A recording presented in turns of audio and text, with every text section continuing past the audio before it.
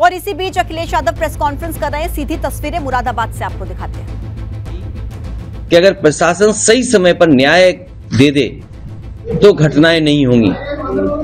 प्रशासन पूरा भारतीय जनता पार्टी के इशारे पे काम कर रहा है और कई जिलों में भारतीय जनता पार्टी का पदाधिकारी बन के काम कर रहे हैं। वो रामपुर हमारे बगल में आदरणीय आजम खान साहब बैठे हैं, इन पे सब झूठे मुकदमे लगे हैं। इतनी परेशानी, तकलीफ और इस तरह का अन्याय किसी भी राजनीतिक परिवार के साथ नहीं हुआ होगा जितना इनके साथ हुआ है।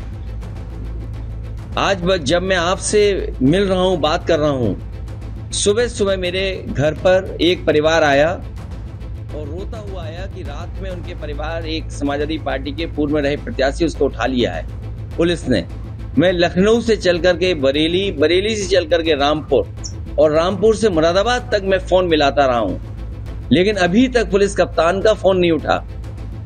सोचिए, अगर पुलिस के अधिकारी भारतीय जनता पार्टी के पदाधिकारी बन जाएंगे, उनसे क्या न्याय की उम्मीद करेंगे आप? और ये एक घटना नहीं है।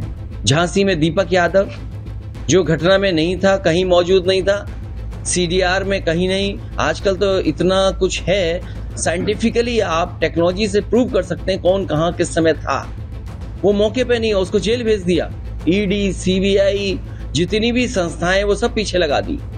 रमाकांत यादव, मैं कितने नाम लूं जो समाजवादी पार्टी के लोगों पर झूठे मुकदमे लगे हैं। ये भारतीय जनता पार्टी ने जो नई परंपरा चलाई है, ये लोकतंत्र को खतरा पैदा कर रही है। लोकतंत्र में ये स्वस्थ व्यवहार नहीं है कि आप अपने पॉलिटिकल लोगों पर झूठे मुकदमे लगाएं। मुझे याद है जिस समय बिजली विभाग का प्रोविडेंट फंड उनके कर्मचारियों का एक प्राइवेट कंपनी में इन्वेस्ट कर दिया गया था। वो कंपनी जब भाग गई, कंपनी जब लॉस में चली गई, तो उस समय जिन अधिकारियों ने फैसला लिया था उनको जेल भेजा गया था, उनके खिलाफ कार्रवाई की गई थी। मैं इन्हीं भारतीय जनता पार्टी के लोगों से पूछना चाहता हूं, LIC, state bank of India और न जाने कितनी संस्थाओं का पैसा अपने सबसे प्रिय उद्योगपति को लगा दिया। आज कई लाख करोड़ का घाटा हो गया है। क्या उन अधिकारियों को भी जेल भेजा जाएगा जिस तरीके से प्रोविडेंट फंड को भेजने वाले अधिकारियों को सालों साल जेल रखा गया था? क्या भारतीय जनता पार्टी SBI, क्या भारतीय जनता पार्टी LIC के बड़े अधिकारियों को जेल भेजेगी? क्योंकि उत्तर प्रदेश में एक उदाहरण है कि अगर आपने किसी प्राइवेट कंपनी में इन्वेस्ट कर दिया है सरकार का पैसा और वो प्राइवेट कंपनी अगर भाग गई है, तो उस समय के अधिकारियों ने जिन्होंने फैसला लिया उनके खिलाफ कार्रवाई हुई, जेल भेज दिया गया। क्या इस तरह जो लाखों करोड़ रुपया डूब गया केवल 2 कंपनियों में, क्या उनके SBI के, क्या LIC के बड़े अधिकारियों को जेल भेजा जाएगा? और देश को तो सपना ये दिखाया जा रहा था कि दुनिया में वो सबसे बड़े उद्योगपति बन जाएंगे, नंबर 1 पर उद्योगपति होंगे। लेकिन आज जब सूची देखते हैं तो 20 की सूची में भी वो नाम नहीं आ रहा है। आखिरकार कितना झूठ बोलेगी ये सरकार? उनकी तो वैल्यूएशन गई है, लेकिन जिन लोगों ने पैसा इन्वेस्ट किया था उन आम लोगों का पैसा चला गया। और ये सरकार कहती है कि हम इन्वेस्टमेंट लाएंगे। जिन कंपनियों ने MOU किया है, क्या इन्वेस्टमेंट आएगा? और लखनऊ में जो तैयारी हो रही है इन्वेस्टमेंट की, कम से कम सरकार ये बताए कि पिछली बार इन्वेस्टमेंट कितना आया था जब पहले बार MOU हुए थे। मुख्यमंत्री जी तो कह रहे हैं 75% वो जमीन पर ले आए। मुरादाबाद में बताओ कोई बड़ा कारखाना लगा हो सरकार की तरफ से, अमरोहा में कोई बड़ा कारखाना लगा हो सरकार की तरफ से, रामपुर में बड़ा कोई कारखाना लगा हो सरकार की तरफ से, या सरकार के प्रयासों से बरेली में कोई कारखाना ना लगा हो। जब इन जिलों में और हम आसपास के जिलों में उत्तर प्रदेश में देखते हैं कि कहीं भी कोई बड़ा इन्वेस्टमेंट नहीं आया है, तो हम कैसे मान लें कि जो MOU हो रहे हैं वो सच MOU हो रहे हैं? और सच्चाई तो ये है कि भारतीय जनता पार्टी के लोग कागज लेकर के घूमते हैं और कहीं कोई अगर टाई पहने और सूट पहने दिख जाए उससे MOU कर लेते हैं। 5 लाख करोड़ का तो जमीन पे पहुंचा नहीं, अब तैयारी है न जाने कितने लाख करोड़ की, तो क्या जमीन पर पहुंचेगा? ये भारतीय जनता पार्टी जनता को धोखा दे रही है। जिस तरीके से नंबर 1 पे उद्योगपति पहुंचाने का सपना दिखाया था, वो पता नहीं उद्योगपति कहाँ पहुंचेंगे। और अभी तो शेयर गिर रहे हैं, पूरी सरकार लगी है बचाने में, पूरा तंत्र लगा हुआ है बचाने में, पूरी फाइनेंशियल इंस्टीट्यूशंस लगी है बचाने में। तो सोचिए, जब एक उद्योगपति के साथ इतनी इंस्टीट्यूशंस हों, वो नहीं बच पा रहा है, तो और आम व्यापारी उद्योगपतियों का क्या होगा। जब देश का इतना बड़ा उद्योगपति डूब रहा है, तो उस इन्वेस्टमेंट के बहाने उत्तर प्रदेश में कौन इन्वेस्टमेंट करने आएगा। सर, जो बड़े उद्योगपति हैं, क्या आप चाहते हैं कि जो ये सब हुआ है, शेयर गिरे हैं और जो आरोप लग रहे हैं, क्या आप चाहते हैं कि उनके खिलाफ जांच हो इस तरह के फंड के? देखिए, उत्तर प्रदेश सरकार ने एक उदाहरण दिया था और बीजेपी की सरकार का एक उदाहरण है कि जिस तरीके से सरकार के कर्मचारियों का प्रोविडेंट फंड DHFL कंपनी में इन्वेस्ट किया था और ये सोच करके कि ये DHFL से ज्यादा मुनाफा मिलेगा उन्हें, लेकिन वो कंपनी फेल हो गई और इस पर जांच हुई। उस समय के जिन अधिकारियों ने DHFL में पैसा इन्वेस्ट किया था, उन्हें जेल भेज दिया गया था, सालों साल जेल रहे। क्या उसी तरह का मामला भारत सरकार में नहीं दिखाई दे रहा है? सरकार दोनों एक है, कानून दो के लिए अलग अलग नहीं हो सकता है। इसीलिए हमारी मांग है कि अगर उत्तर प्रदेश में जेल भेजा जा सकता है अधिकारियों को जिन्होंने फैसला लिया, तो क्या उस जगह पर जो लोग बैठे हैं वो जेल भेजे जाएंगे कि नहीं जाएंगे? यहाँ तो 1200 करोड़ का मामला था, ये तो 2 कंपनियों का 1 लाख करोड़ का मामला है। तो जो बिजनेसमैन है और जो पॉलिटिकल रिलेशन है या ऑफिसर्स के साथ उनके रिलेशन है, आप चाहते हैं कि उनकी जांच हो? अरे भाई, क्या बोल रहा हूँ, क्या समझ पा रहे हो आप? अपना भी परिचय दे दो हमें। मैं भी इस रूप में जानना चाह रहा हूँ जिस बड़े बिजनेसमैन का आप जिक्र कर रहे हैं। अरे भाई, मैंने क्या कहा आपसे?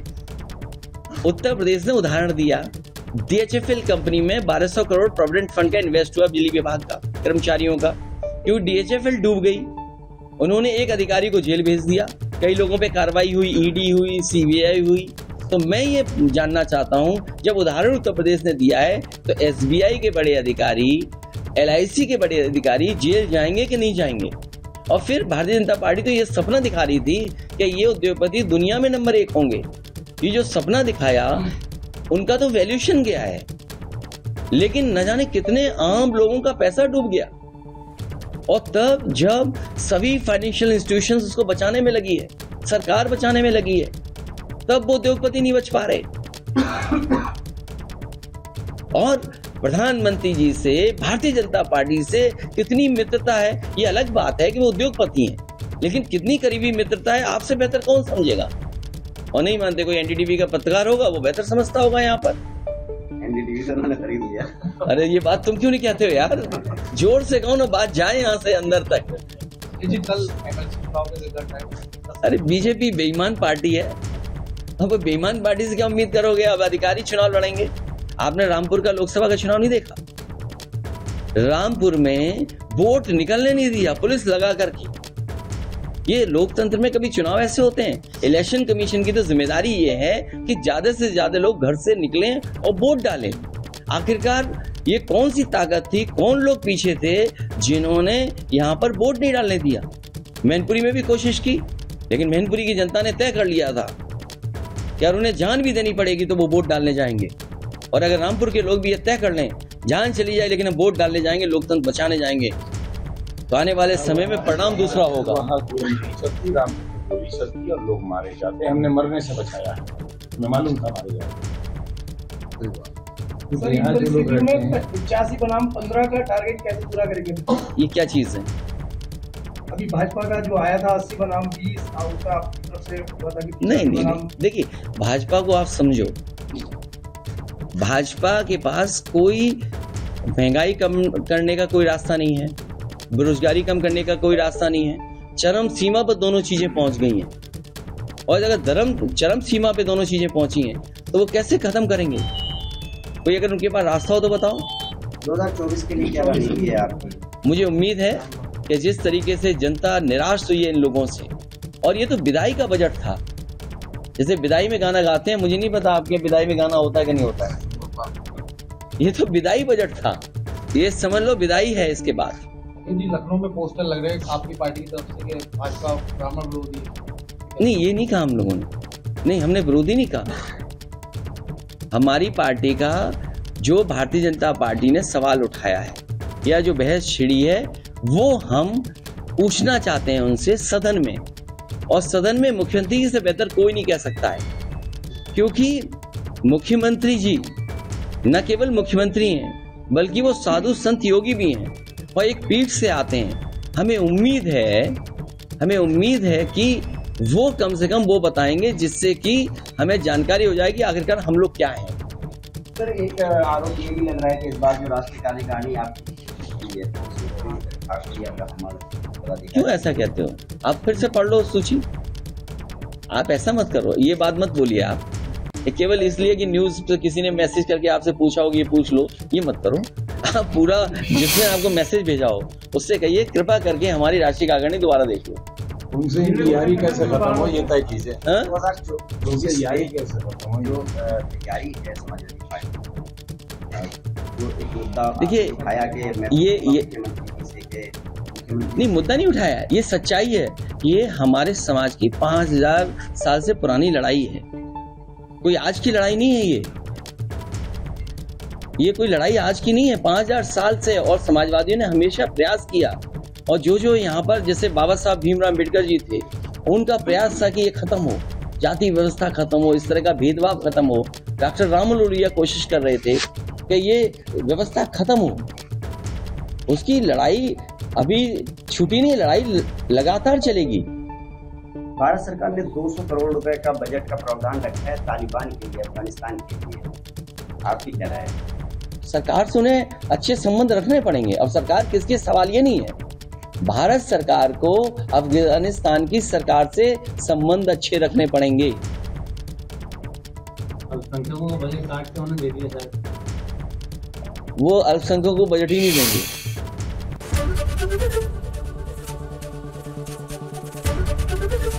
एबीपी गंगा, खबर आपकी, जुबान आपकी।